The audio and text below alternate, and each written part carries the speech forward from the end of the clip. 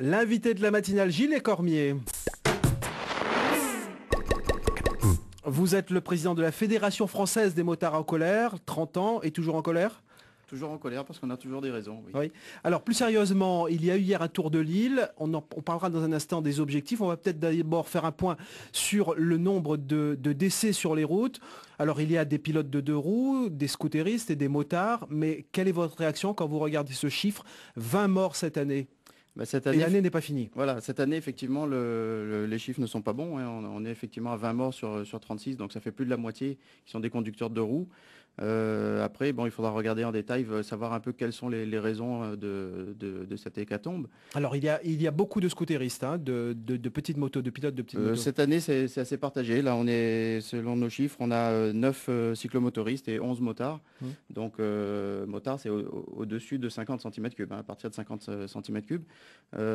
Voilà, le problème, c'est que la moitié de ces 20 décès, c'est le conducteur du deux roues qui a eu un accident seul. Donc là, il y a peut-être quelque chose à faire justement en direction des comportements des deux roues. Et c'est ce qu'on s'attache à faire. Donc pour vous, il y a vraiment une remise en cause du comportement à ce niveau-là? Ah, de toute façon, les problèmes de l'accidentologie moto, c'est avant tout des problèmes de comportement. Donc c'est vraiment là-dessus qu'il faut travailler. C'est pour ça qu'il faut axer toute la politique de sécurité routière sur la formation et sur l'explication. Justement, plus de 50 cm3, vous parlez de motards, mais pas forcément de permis, donc de formation. Alors voilà, entre 50 et 125 cm3, on peut accéder à un deux roues avec un permis voiture. B. Voilà.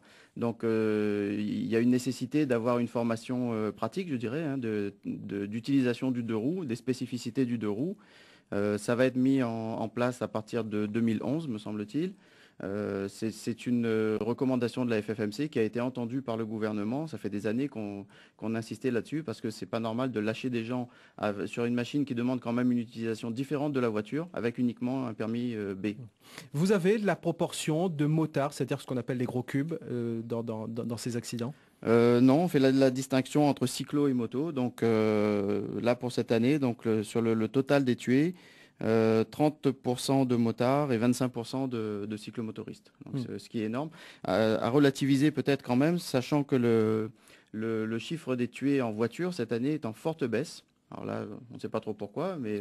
Enfin, cela dit, le nombre de pilotes de deux roues est en augmentation. Je crois que l'année dernière, c'est une dizaine, non? L'année dernière, on en avait 16 sur toute l'année. Donc là, on est déjà à 20. L'année précédente, on était à 15 sur l'année complète. Alors, vous estimez que... parce qu'il y a des messages de prévention, il y a une prévention qui existe, une politique de prévention, mais vous estimez que le message n'est pas assez pertinent, adapté à ces cyclomotoristes? Alors les cyclomotoristes à La Réunion, c'est quand même une catégorie à part parce c'est vraiment une utilisation, c'est l'engin qu'on achète et on utilise pour se déplacer facilement. Normalement, les conducteurs de cyclo sont tenus d'avoir un BSR, brevet de sécurité routière. On sait malheureusement qu'il y en a pas mal qui circulent, voilà, qui s'achètent juste le scooter par exemple et puis qui se lancent sur la route sans formation. Ces gens-là ne sont donc pas sensibilisés au port du casque, au port de protection et puis au respect des règles tout simplement. On en voit souvent qui arrivent au feu rouge traversent quand même.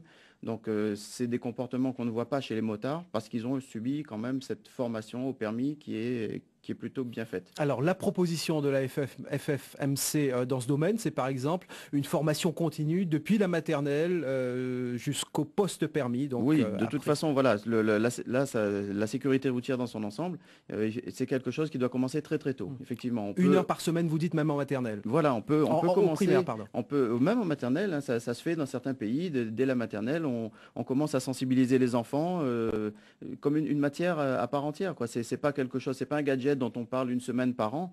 Hein. La sécurité routière, c'est vraiment quelque chose qui se construit tout le long de la vie. Et puis sensibiliser.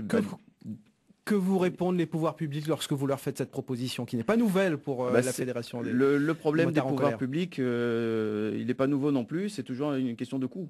Hein. Donc est-ce qu'on va rajouter ça dans les programmes scolaires? Est-ce qu'on va former par exemple les enseignants à la sécurité routière?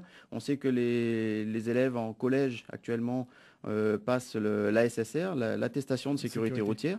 Mais malheureusement, souvent, c'est fait selon le bon vouloir des professeurs. Le professeur qui se sent un peu concerné par le sujet, qui va prendre ça à cœur, donc ça va être bien fait. Et puis celui que ça n'intéresse pas, eh ben, on va lui imposer ça et ça sera fait un peu n'importe comment. Donc, Alors, vous demandez donc des mesures pour qu'il y ait moins d'accidents, pour qu'il y ait moins de drames sur la route. Il y a pourtant une décision qui a été prise, c'est-à-dire prochainement le contrôle technique. Pour vous, ça ne va pas dans le bon sens, le contrôle technique des motos? le contrôle technique des motos, c'est une mesure inutile. Pourquoi c'est inutile? Parce que quand on a un problème, il faut trouver une solution. Or là, sur le contrôle technique, sur le problème technique des motos, il n'y a pas de problème. Actuellement, dans les accidents moto dus à un défaut technique de la machine, c'est 0,7% des accidents. Donc, est-ce que c'est bien utile d'aller mettre un contrôle technique, obliger les gens à passer tous les 2 ans à dépenser 50 € pour un contrôle dont on ne sait pas trop ce qu'il y aura à l'intérieur, alors que le problème n'est pas prégnant? J'ai envie de dire, ça ne peut pas faire de mal non plus. Ça va faire beaucoup de bien au centre de contrôle technique. On leur apporte sur un plateau une clientèle captive, on leur apporte des rentrées d'argent. Voilà, pour nous, c'est ça. Et justement, donc vous appelez à une mobilisation le 23 octobre prochain dans toute la France. Alors, le 23 octobre, effectivement, il y aura Ça nous rappelle la vignette il y a 30 ans également. La Oui, vignette tout moto. à fait, voilà, parce que les motards, c'est une population avec un caractère un peu spécial, on va dire, qui ne se laisse pas faire, qui savent se regrouper, donc entre autres à la FFMC.